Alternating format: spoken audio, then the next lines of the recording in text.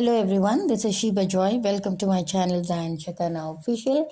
Zion is God's dwelling place, Shekinah is God's glory. Today we're going to look into Psalm 138 and it has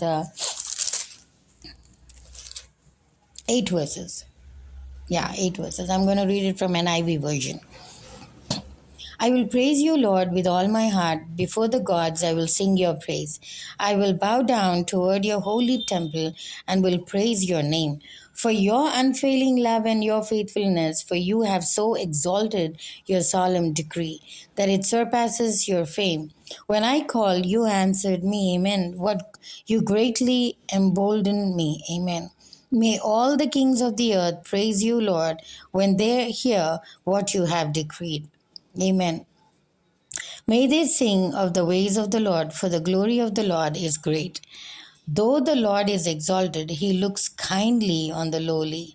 Though lofty he sees them from afar. Though I walk in the midst of trouble, you preserve my life. Amen. You stretch out your hand against the anger of my foes. Amen. With your right hand, you save me. Amen. The Lord will vindicate me. Your love, Lord, endures forever. Do not abandon the works of your hands. Amen. So it's a very beautiful psalm again. I mean, all the psalms are very beautiful. And, it says that the psalmist David is saying that I will praise you, Lord, with all my heart. Why? Because, see, David went through a lot of trouble. He went through a lot of problems. Even though he was a king, he went through. Why? Because number one factor was, see, when you're chosen by God,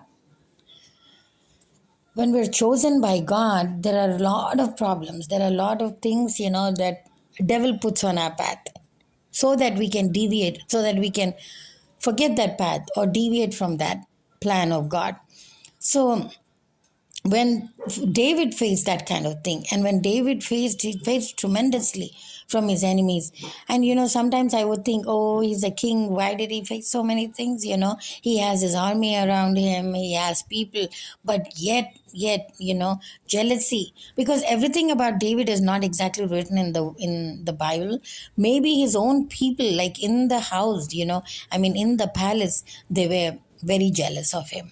They wanted to kill him. And they must have tried also. All that was not written. But what did David do? That's why I think, like, if you see all the things, he hasn't trusted anyone. Like, he hasn't put his faith or trust in any of the people, because his own family sometimes, they, like we have seen, like Jesse's sons, his own brothers, what did they do? They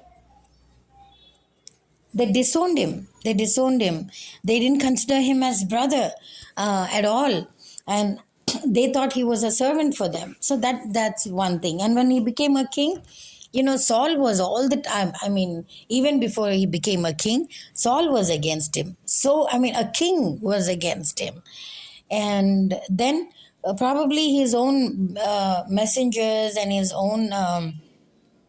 Palace crew, they were against him, but what did he do? Did he look to the right or left? No, he looked straight up, which is to the heaven, which is to the God of heaven, who's seated there. And he knows that when he looks there, he can find solace and rest and a victory in that. So we have to do the same too, because see,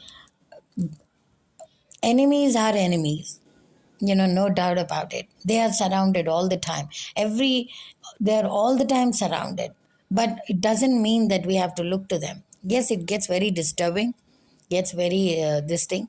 But even then, our God is more powerful. Our God knows what they're doing, what they're about to do, what their thoughts are, what their plans are. Do you think He will not destroy them or even put them to death? He will. Why? Because we have seen time and again uh, those who created problems for His children or troubled His children, ultimately death and destruction happened to them. Many times, on that account, God has really put them, because they have tried God's patience, they have tried God's goodness, and they have tried God's forgiveness. So they have done so many things, or they were just jealous, like this Lucifer, who thought that he was equal to God and he sat on God's throne. So these people are like that. But his judgment came through, right? So we're in a time, we're in that season where his judgment is going to come swiftly, like how it came for Herod, Pharaoh, Ahab, Jezebel, and the two daughters, and all those people, So that there is no, but did the people who suffered under them had any destruction or death? No, they didn't. Why? Because God's hand was on them. God's hand. So like that, we need to see and then glorify our God, because He is that kind of God. He's not a God who will just see and be quiet and things like that. Yes, a little more time can take a lot of time can take in all this, or a little more, a little less, or whatever it is. But God is going to destroy and bring death to such people, because He's not a God who will be quiet on that. As much as He's a God of love and grace and forgiveness, He's also a God of vengeance, justice, and judgment too. So we need to be basking in all those things, and praising God and all that. And the time is near, folks. This season is not a season where we think that there is a delay, or we think that God is going to do in His own time. No, it is going to happen now and now and now. So uh, we just have to praise and glorify God. So this is what God is talking about. David is talking about God's. And see, here also in Psalm 138, second verse, last one, the end, like the end line here. For you have so exalted your solemn decree that it surpasses your fame. Look at that. Solemn decree. That means his decrees and laws are extremely holy. Why they're holy? See, even if he has to put death to a wrongdoer or a wicked person, they're still very, very holy. Because see, holiness is not just not just doesn't pertain to just being good, nice, loyal, truthful, honest, all that. No, no, no. Holiness also means that he will decree his judgment, he will decree his justice, to the people. So that is holiness. That is why we call this God, our God, a holy God. Holy God means He's a God when He sees anything wrong that He gets very angry. He's the God when He sees any injustice happening to His children, He gets very angry and He takes a decree and He performs it. He's a God that when He sees His children going through unlawful things from the neighbors, from the siblings and all that, He is going to cut them off and He is going to destroy them. He is that God. Because why? In His holiness, He knows that no blemish of even little sin can take place. So He is that God. So just be resting in that, and know that He is a holy God. Holy God means He doesn't like anything which is not right. He doesn't take anything for granted that it is not right with His people. So this is what God is psalmist David is talking about. And in verse 8, I've come down like really.